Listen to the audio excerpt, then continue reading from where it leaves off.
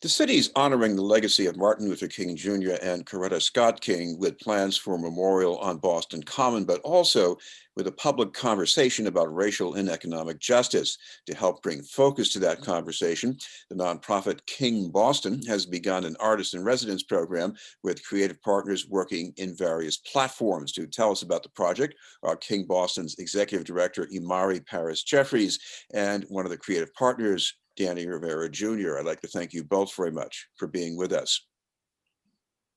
Thank you, Chris. Thanks for having us. And happy anniversary to you and the show. We're excited to be here as a part of the anniversary. Well, I think the most important anniversary, of course, concerns Dr. King and his legacy. And, I'm thinking back to a fateful period in April of 1968. Here we are, April 2021. You want to bring Dr. King to the present tense, and that seems to be maybe the chief goal of this project with the artists. How is that supposed to come together? Well, because we are, on Resurrection Day, which is also the anniversary of Dr. King's assassination, it's important to understand April's importance to the movement. And so, we're in the midst of this national trial, which is a trial not only of a person, but whether America will step out of the pandemic post-racial. Will America step out of this post-vaccine world an anti-racist country? And you can have that conversation using policy and research, and you also need to have that conversation using the arts and humanities. And so, for an organization like King Boston to hold up both this moment in time through policy and research, but also through the arts, feels especially important, particularly in a month like April.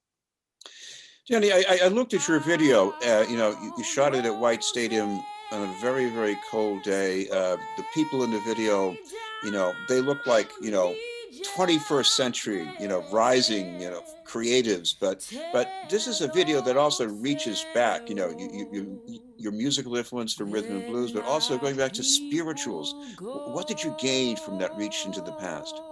Well, I am nothing without those who have trailblazed and have created a path for me to continue doing what I'm doing, such as Dr. King and Coretta Scott, who were intentional about using music as a sound of the movement and sound of the revolution.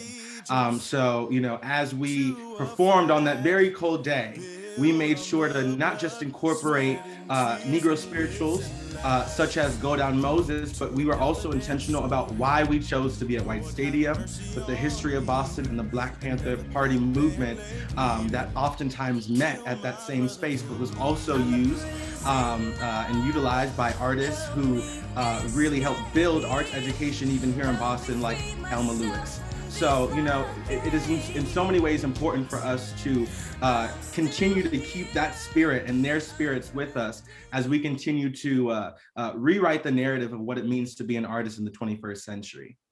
Well, part of the narrative in your video, you did what I might also think of as sampling of a speech by Dr. King. It was the last public speech he gave to sanitation workers in Memphis, Tennessee. Why did you pick that speech? Well, Chris, it is one of my favorite speeches by Dr. King. I in so many times have tried to recite word by word every word that was at least in the last 2 minutes of that speech, and it is in so many ways is prophetic. That's that prophetic justice. And that even now, releasing a video so close to Passover and so close to his assassination was, I think, what I thought would be the most appropriate speech to use. But what it does, shifts our lens from just looking at where we are now to where we have the possibility of being. And that's the work of King Boston, to project the future and to reflect the time. So that duality is what keeps us balanced in the fight for justice. Imari, when Dr. King finished that speech, they passed a hat. They got so much money, they had to put it into trash barrels. I mean, speeches change behavior. There's poetry in that speech. It draws on music. What's the magic there with the arts that changes human behavior? And when we think about the history of the Black church and churches in general, and we think about churches as a place for moral development. We think about the church as a place for knowledge and information. and we think about a church as a place for music, instrumentality, singing, dancing. And so this connectedness to our whole selves is important, right? And so we're both spoken to through knowledge and through moral development, but also music. And so how do we take us as whole people, these three separate parts that are evident and present in church, out into the broader world, particularly as we're trying to interrogate racism, is particularly when we're trying to interrogate the ways that systemic racism has been a part of our country. And I think we want to emerge post-vaccine, post-pandemic, a new place where the arts become intimately engaged in our everyday lives, from our workplaces to our streets to our grocery stores, in our everyday lives. And so it's important that we raise up policy and research with the arts and humanity in order to interrogate racism. Danny, you can make a great music video and then move on to the next project, but what about taking what you've done here to another level, engaging people in the city? What do you see going on with that? Well, that is my goal in everything that I do. I stopped making music early on in middle school that just was to just release and just keep it pushing. In everything that I do, there's impact and there's strategy behind it.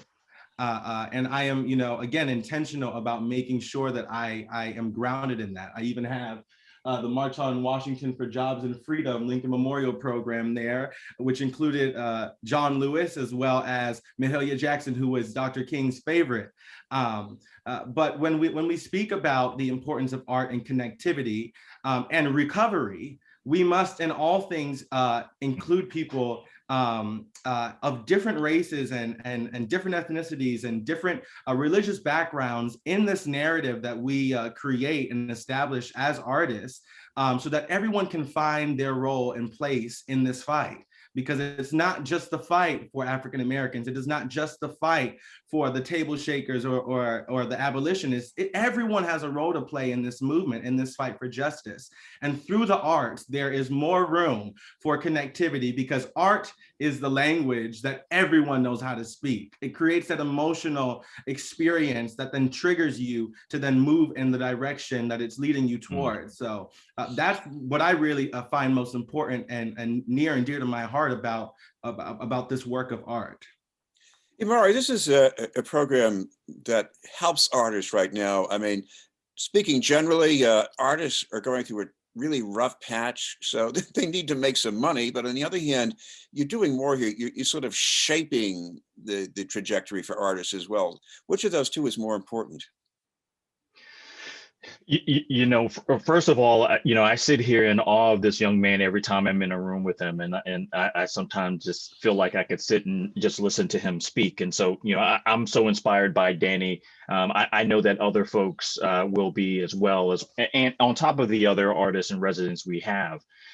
And so, it's important, as we move in this post-pandemic world, that we understand that economic justice is a part of racial justice. And so there have been limitations in the city that prevent artists from having spaces to perform, from being able to make a living in the arts, and for folks that look like Danny and I to be seen as artists. For a city where Mrs. King came here to conservatory that has world-renowned music and arts education programs, you don't think of Boston as a thriving ecosystem where artists can develop, because the spaces don't exist, the places don't exist, the access doesn't exist. So it's important that we, as we emerge post-pandemic, ensure that some artists are here, as many as possible, to be able to be a part of the new Boston where that ecosystem exists. So I think they go hand in hand, Chris. Speaking of ecosystems, you have people who are already accomplished, between Chubby Chub and the city's poet laureate, Portia Olayiwola. But it sounds like you're sort of rethinking the ecosystem where they could be seen and appreciated by people, aren't you? Boston is a world-class city, and we saw on Saturday Night Live during the monologue, Daniel Kaluuya talks about the three most racist places out of Britain were Australia, South Africa, and Boston by name. And so people don't know that Boston is 25% African American, that we have world-renowned artists here, that we have a higher education sector second to none. We're close to the water, close to the ocean. 51% BIPOC. I mean, there's so many assets that people don't know about. We just had sworn in our first Black woman mayor. Boston's going to emerge post-pandemic, the leader in the country around racial equity. I think people just don't know it yet. Our championship spirit is going to extend beyond sports teams and into everyday life. And so I'm excited to be a part of that. Danny, there's a story here about emerging artists. Your video is called Escape. So if people want to check that out, what's the best way for them to find it? Yeah, absolutely. You can either stream it on all music streaming platforms, Spotify, Apple Music, Tidal. And then if you want to watch the video, the live arrangement, you can see that on YouTube. Great. I'd like to thank you both for taking the time to join us today. Thank you so much. Thank you, Chris. We're so excited to be with you. Good to see you again, Imari Paris Jeffries and Danny Rivera Jr. We'll have more news in just a moment.